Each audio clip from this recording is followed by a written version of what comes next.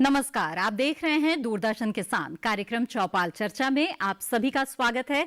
मैं हूं आपके साथ मोनालिसा और चौपाल चर्चा कार्यक्रम में हम चूंकि सरकारी योजना का जायजा लेने के लिए किसी न किसी गांव का रुख करते हैं, लेकिन आज आप सोच रहे होंगे हम किसी गांव में ना होकर स्टूडियो में क्यों हैं। तो दरअसल कोरोना संकट की वजह से आपसे दूरी बनाए रखना जरूरी है और ऐसे में डिजिटल माध्यम से आज हम इस कार्यक्रम को करेंगे, लेकिन इस कार्यक्रम में भी काफी संख्या में जो किसान हैं वो हमारे साथ जरूर जुड़ेंगे।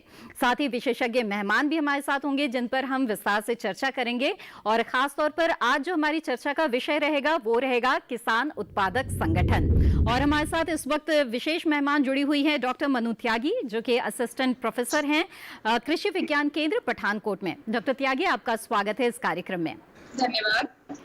डॉक्टर त्यागी, सबसे पहले हम समझना चाहेंगे आपसे किसान उत्पादक संगठन के बारे में। क्या है ये संगठन और किस तरह से ये किसानों के लिए फायदेमंद है? जी। ये एक संगठन है जिसमें जो सदस्य हैं वो किसान, मूल रूप से किसान भाई बंधु होते हैं।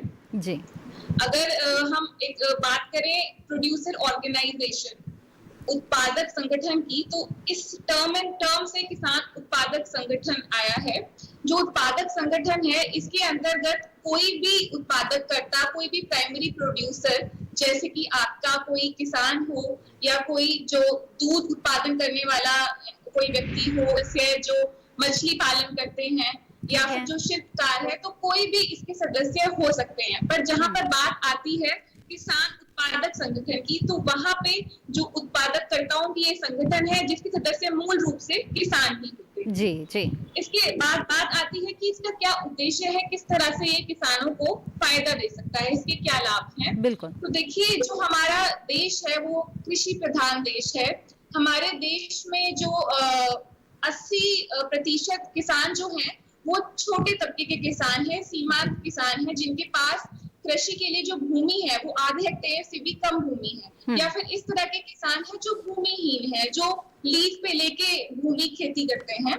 तो ऐसे किसानों को फायदा देने के लिए, ऐसे किसानों की आय सुनिश्चित करने के लिए कृषि उत्पादक संगठन जो है, एफपीओ जो है, उसका निर्माण किया गया है। जी। आमतौर पे हम क्या देखते हैं कि किसान भाई बंधु जो है खेती तो कर लेते हैं, पर जब बात आती है मार्केटिंग की तो वहां पे वो पीछे रह जाते हैं। जी, क्योंकि हमारी जो विपणन श्रृंखला है वो इस तरह की है कि जो बीच में बिचौलिए, मिडलमैन होते हैं, उनके कारणवश कई बार किसान भाई बंधुओं को अपने उत्पाद का सही मूल्य नहीं मिल पाता है। बिल्कुल। तो वाजिब मूल्य उन्हें मिले और मार्केटिंग जो है उसमें कहीं तरह किसी तरह की दिक्कत ना आए, इसके लिए एफपीओ अगर बना लेते हैं किसान तो उनके लिए फायदेमंद हो सकता है। इसके बारे में और भी विस्तार से आगे आपसे जानेंगे, लेकिन इस बीच हमारे साथ एक किसान जुड़ गए हैं। डॉक्टर त्यागी, आइए उनका सवाल यहाँ पर लेते हैं। नीरज जी इस वक्त हमारे साथ जुड़े हुए हैं। जी नीरज जी, बताइए क्या जानना चाहते हैं आप? मैं पंजाब से नीरज कुमार। मेरा सवाल ये है, किसान उत्पादक संगठन कैसे शुरू कर सकते हैं? बिल्कुल, बहुत ही सीधा सा सवाल है डॉक्टर त्यागी कि किसान उत्पादक संगठन शुरू करना चाहते हैं तो कैसे शुरुआत करें?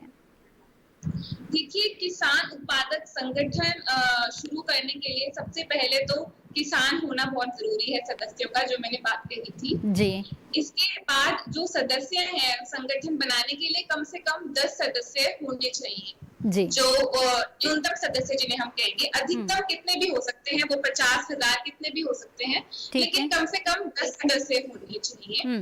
इसके उपरांत जो सदस्य हैं उनके पास एक पैन कार्ड, उनका एक आधार कार्ड होना अनिवार्य है। जी। उनके पास एक ऐसा आईडी प्रूफ कि वो खेती करते हैं, ये बहुत जरूरी है।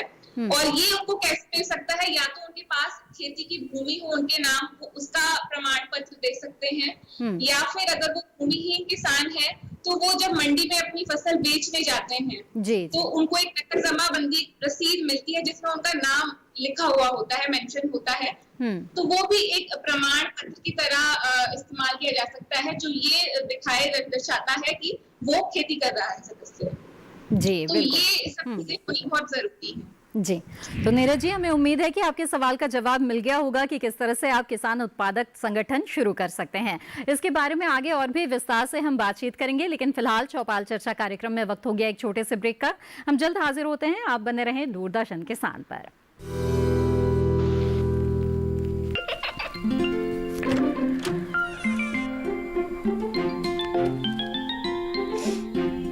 हो रहा है? काशवी, इतने कम मार्क्स? काशू, बेटा पढ़ा करो। पढ़ोगी नहीं तो आगे कैसे बढ़ोगी? मम्मा, मैं भी तो आपसे यही कहना चाहती हूँ, पढ़ा करो। आप पढ़ोगे नहीं तो आगे कैसे बढ़ोगे? मतलब? वो देखो। सिर्फ बैक पर छपा ऑर्गेनिक नहीं, ऑर्गेनिक का निशान पहचानिए।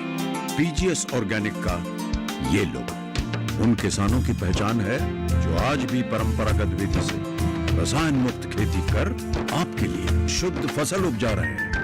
अब समझे मम्मा, अगर मैं प्योर ऑर्गेनिक फूड नहीं खाऊंगी तो अच्छे मार्क्स कहाँ से लाऊंगी? अच्छा बच्चों, जैविक खेती की इस मुहिम को आगे बढ़ाइए, शुद्ध ऑर्गेनिक अपनाइए।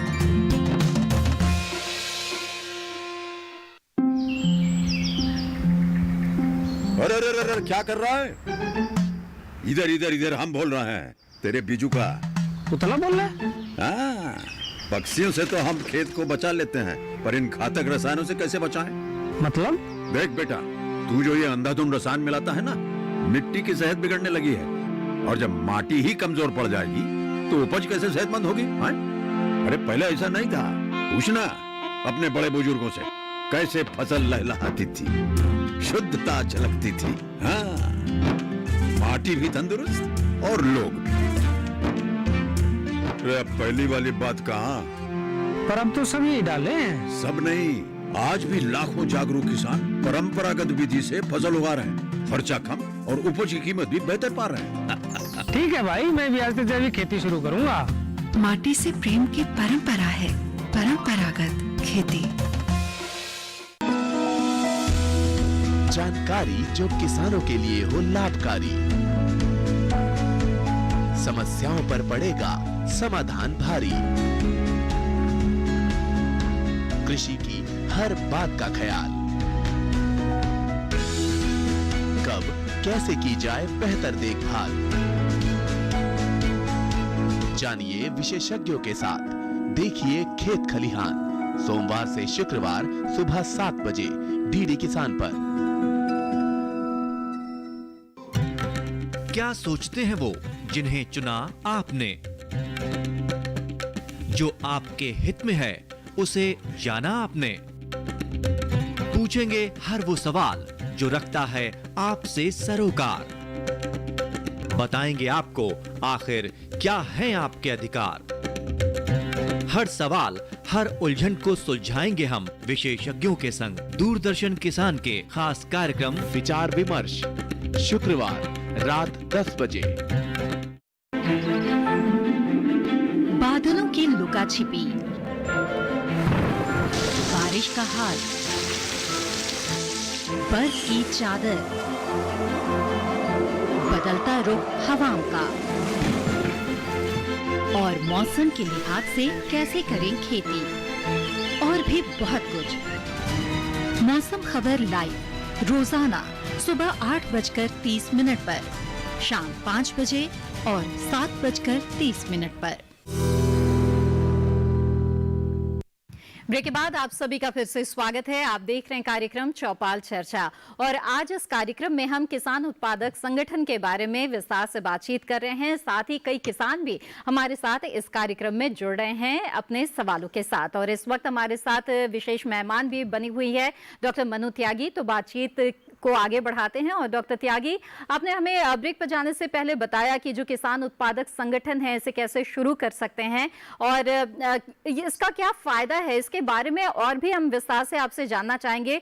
साथ ही शुरू करने के अलावा जो पंजीकरण करवाना है वो भी आवश्यक है, तो ये बताएं कि जो पंजीकरण है वो किस तरह से किया जाता है।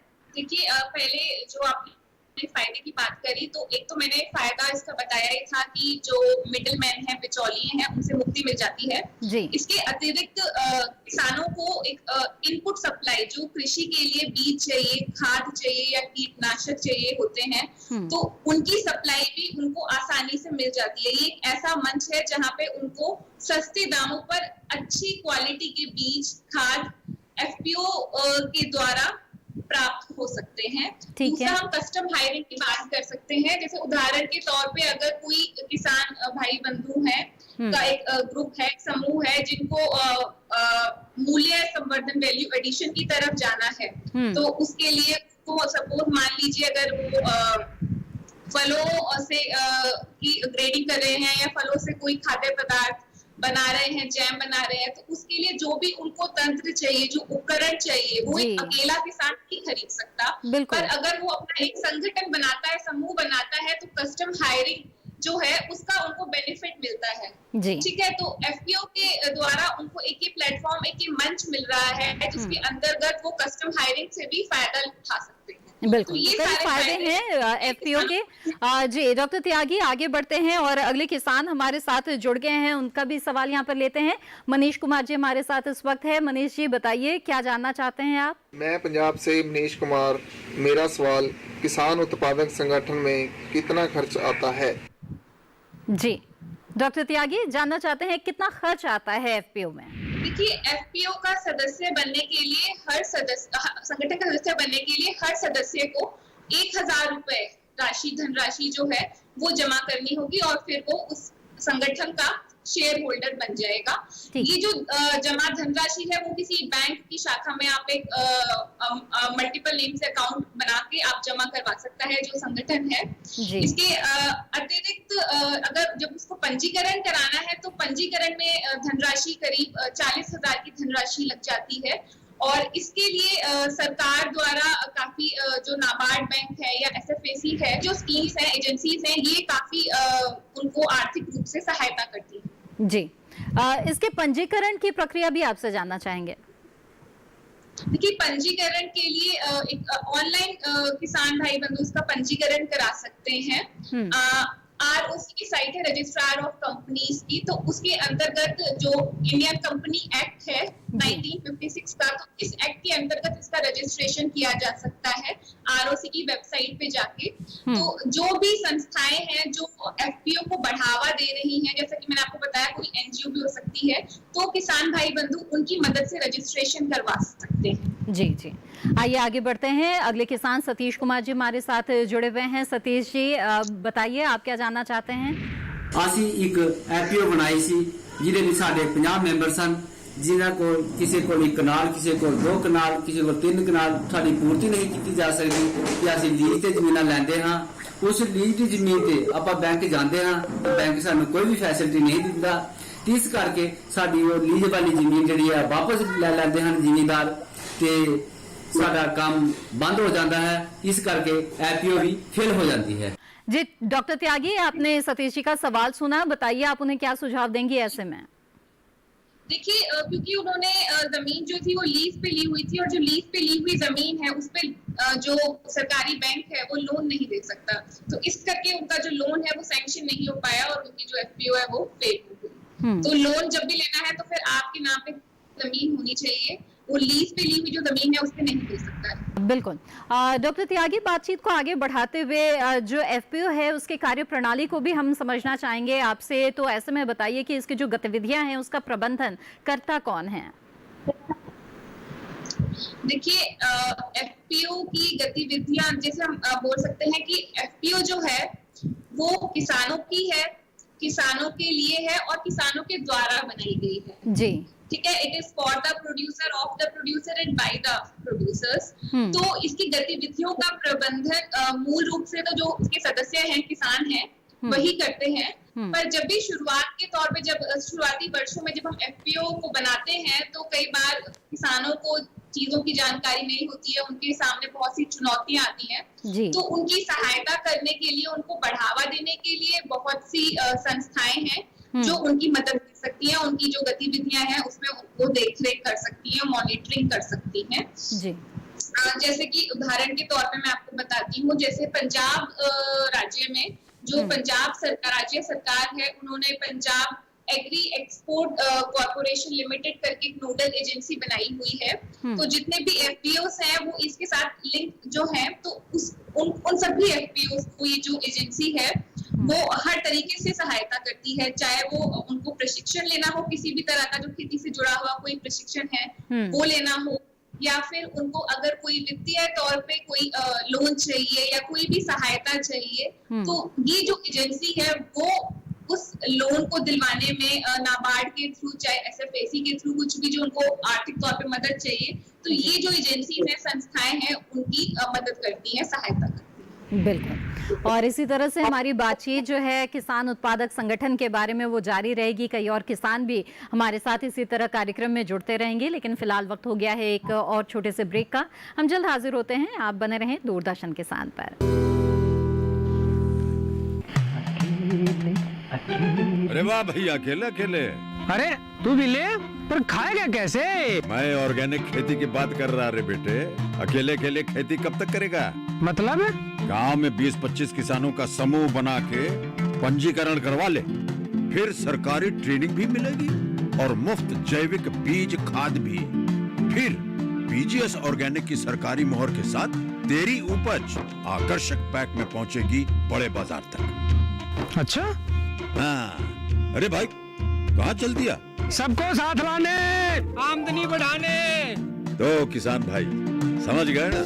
साथ मिलकर ऑर्गेनिक खेती कीजिए, अपनी परंपरा को आगे बढ़ाइए, ज्यादा मुनाफा कमाइए। माटी से प्रेम की परंपरा है परंपरागत खेती।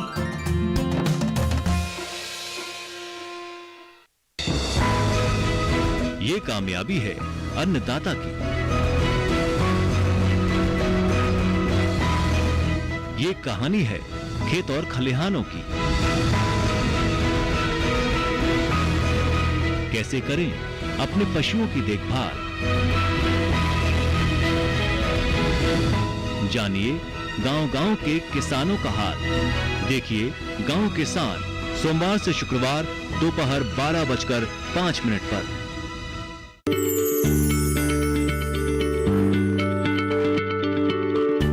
क्या आप किसी बीमारी से परेशान हैं? चाहते हैं डॉक्टर की सलाह? तो हम हैं आपके साथ, बताएंगे आपको जीने की राह। समस्याएं आपकी, समाधान देश के मशहूर विशेषज्ञों के। घर बैठे बात करें देश के जाने माने डॉक्टरों से। हमारे लाइव प्रोग्राम स्वस्थ किसान में हर शनिवार शाम 6 बजे से 7 बजे तक। उपज के भाव ताव, आवक का हाल चाल, आयात निर्यात पर पैनी नजर, जानकारों की सटीक सलाह, सिर्फ मंडी खबर में सोमवार से शनिवार सुबह 8:05 पर।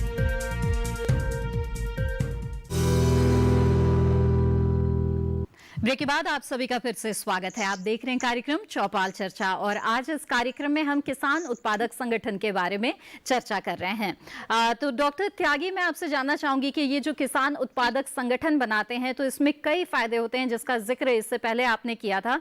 इसके साथ ही ये भी जानना चाहेंगे कि जो वित्तीय सहायता है क्या वो भी इससे मिलती है? क्या इस प्रकार के लाभ भी होते हैं अगर किसान FPO बना ले? जी हाँ, जरूर।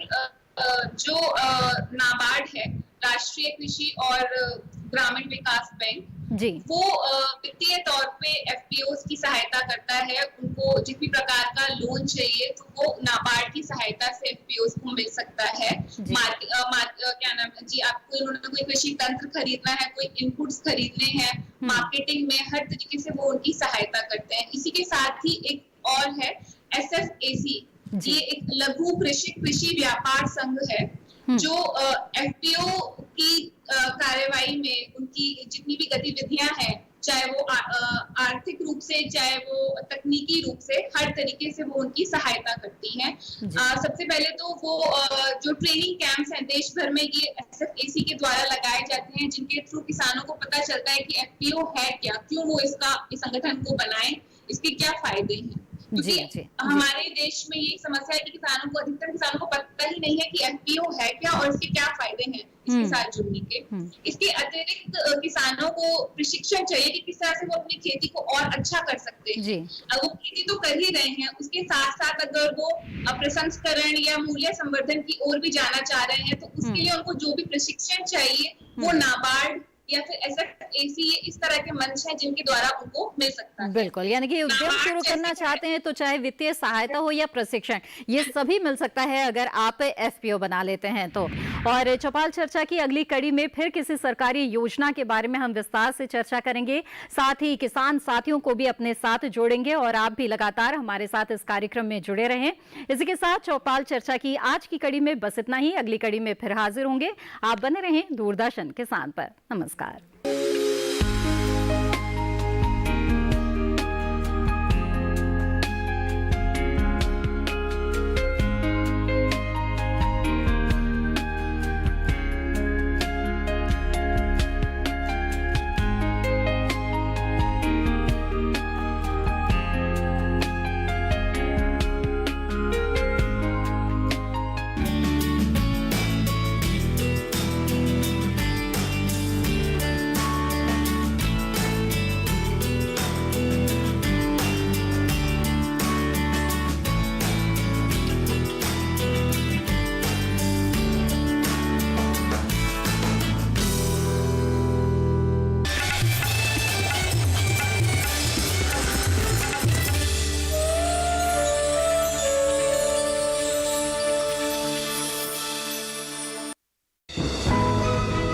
ये कामयाबी है अन्नदाता की।